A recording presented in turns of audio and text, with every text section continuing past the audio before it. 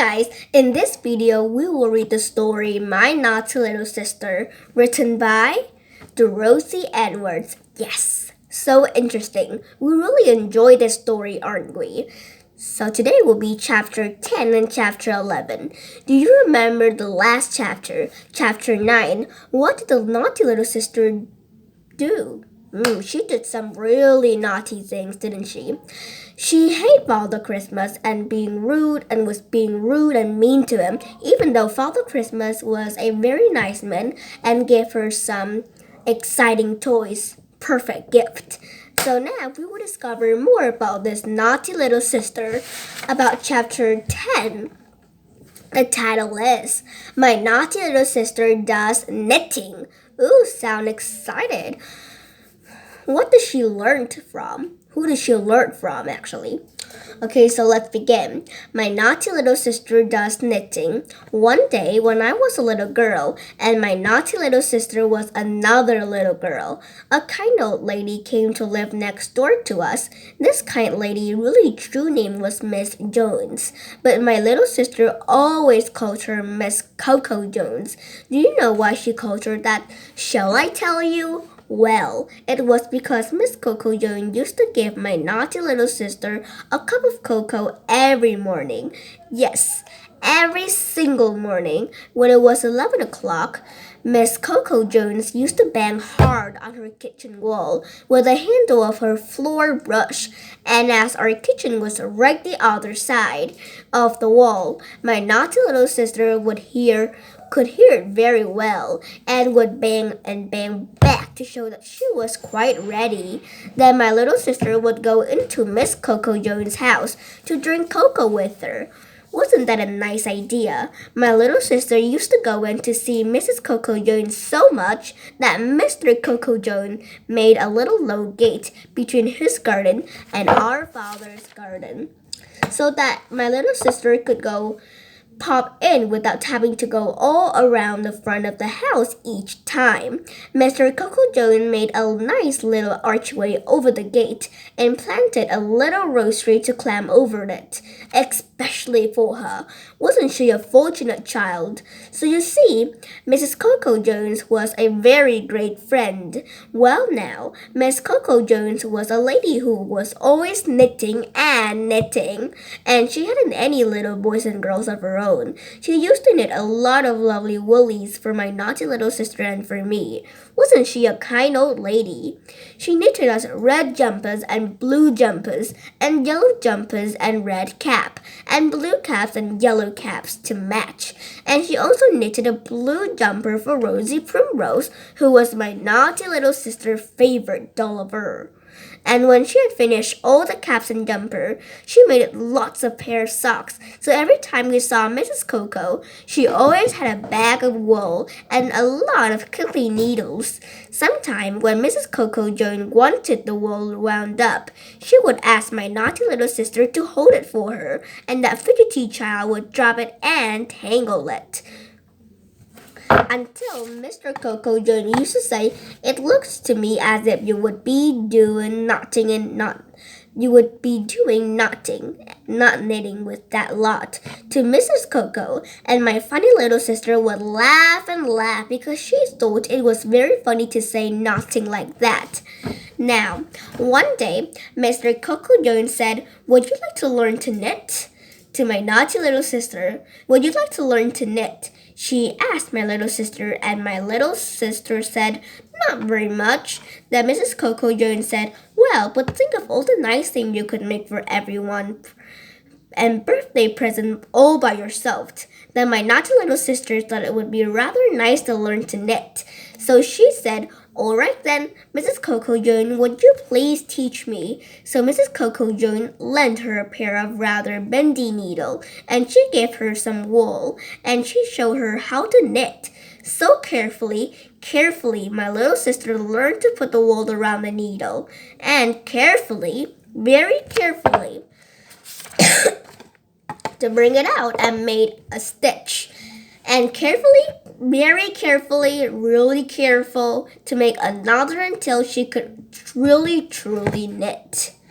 Then my naughty little sister was very pleased of herself because she had a such good idea. She thought that as Mr. Coco Jones had made her such a nice little gate, she would knit him a new scarf for his birthday because his old scarf had got all moth holly. The naughty little baby moth has eaten bits of scarf and made holes in it. So my little sister thought he would like a new one very much. She didn't tell anyone about it, not even Miss Coco Jones. She wanted to be a real secret.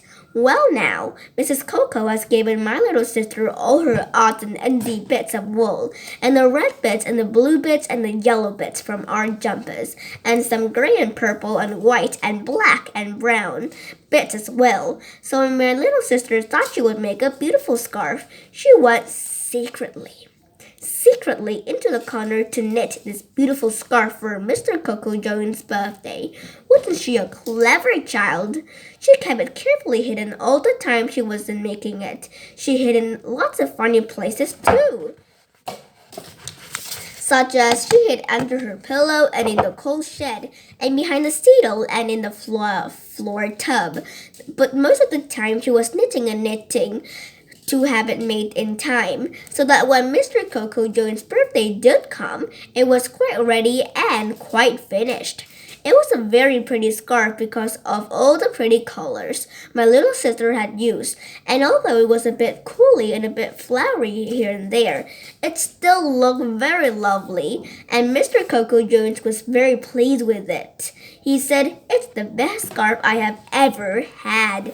Then my little sister told him all about how she had knitted it, and she showed him some holes in it too, where the stitches had dropped, and Mr. Coco Jones said they would make nice home for the baby moth to live in anyway. So my little sister was glad she had dropped the stitches.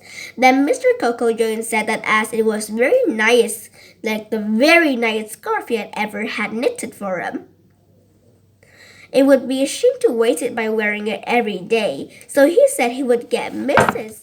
Coco Jones to put it away for him for high days and holidays. So Mrs. Coco wrapped it up very neatly and nicely in a blue laundry paper, and she let my little sister put it away in Mrs. Coco's drawer for him.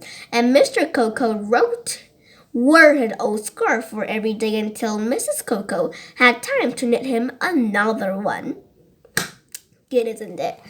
And now we will come to chapter 11. So in this chapter, chapter 10, the naughty little sister had done a good job, not a naughty job, a good job. She had knitted like she had a present for Mr. Coco. She appreciated the little gate that Mr. Coco gave her. So now chapter 11. My naughty little sister goes to the pantomime. Ooh, pantomime? What is a pantomime? So let's find out. My naughty little sister goes to pantomime. A long time ago, when I was a little girl, and my little sister was a little girl too, my mother took us to see the Christmas pantomime. The pantomime was in a theater, which was a very beautiful place with red tippy-up seats and a lot of ladies and gentlemen playing music in front of the curtains. My little sister was very good, like a quiet child at first, because she had never been to a pantomime before. She sat very still and woozy. She didn't say anything. She just looked and looked. Just looked. She's like a statue. The statue and and mother said, "Hey, darling, you look like the Statue of Liberty." And she laughed again. She looked all the light and lots of seats, and the music people and other boys and girls. She didn't even fidget at first because she wasn't quite sure about the tippy-up seat. When we were in the theater, our mother gave us a bag of sweets each. I had chocolate creams and my little sister had toffee drop because she liked them so much. But she was so quiet that she didn't even eat a single one of them before the pantomime started. She just held the sweeties on her lap, so that when the music man who played the cymbal suddenly made them go red-tish, a tish, and the curtain came back, she was so surprised that she dropped them all over the floor. and my mother had to pick them up for her. My little sister was so surprised, very surprised, because she had known that pantomime was people dancing and singing and falling over things. But when she saw that it was, she was very excited. And when the other children clapped their hand, she clapped her hand really hard, really hard. At first, my little sister was so surprised, she liked every bit of it. But after a while, she said her favorite was the Fat Funny Man. The play was all about the babes in the wood, and the Fat Funny Man was called Humpty Dumpty. He was very, very funny indeed. And when he came on, he always said, "Hello, boys and girls," and the boys and girls said, "Hello, Humpty Dumpty," and he said, "How are you tomorrow?" And we said, "We are very well today." He told us to say this every time, and we never forgot. Once my little sister shouted so loud, "Hello, Humpty Dumpty!" She shouted, "Hello, Humpty Dumpty!" like that. That Humpty Dumpty heard her, and he waved specially to her. My goodness, wasn't she a proud girl then? The other thing my little sister liked was the fairy dancing. There were lots of fairy in the pantomime, and they had lovely sparkly dresses. Indeed. And my little sister said, "I want that gold dress," but mother didn't say anything. When they danced, the light went red and blue and green, and one of them really flew right up in the air. Do you want to see the fairies? They were really beautiful. Here.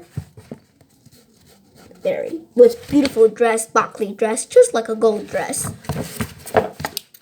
When they danced, the light, yeah, I've told you that. And also the fairy flew up right in the air. Humpty Dumpty tried to fly too, but he fell right over and bumped his nose.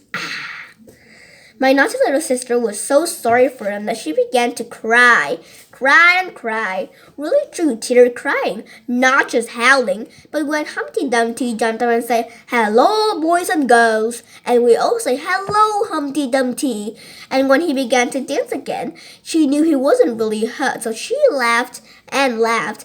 And presently, what do you think? My little sister had a really exciting thing happen.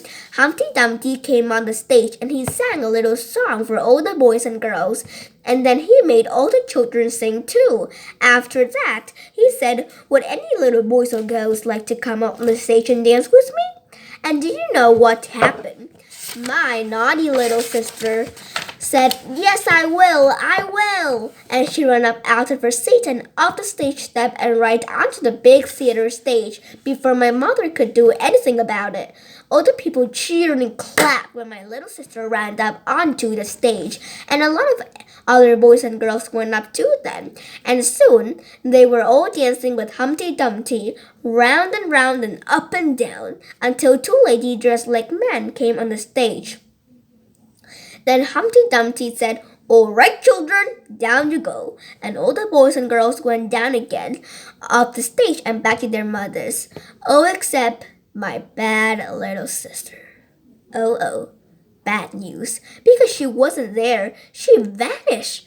And what do you think? While the two ladies dressed like men were singing on the stage, the funny man came back with my little sister sitting on his shoulder, and he came right up the stage and down the step and brought her back to her mother. And my little sister looked very pleased and smiley. All the people stared and stared back to my little sister, carried back by Humpty Dumpty. Even the singing lady dressed like men stared. And do you know where she had been? The bad child had slipped round the side of the stage while the other children were dancing to see if she could find the fairies, and she did find them too. She said they were drinking lemonade and they gave her some as well. It wasn't very fairyish lemonade, she said. It was the fizzy no tickle sort. She told us another thing too, a secret thing. She said they weren't real true fairies, only little girls like herself. And she said that when she was a bit older, she was going to be a stage fairy like those little girls.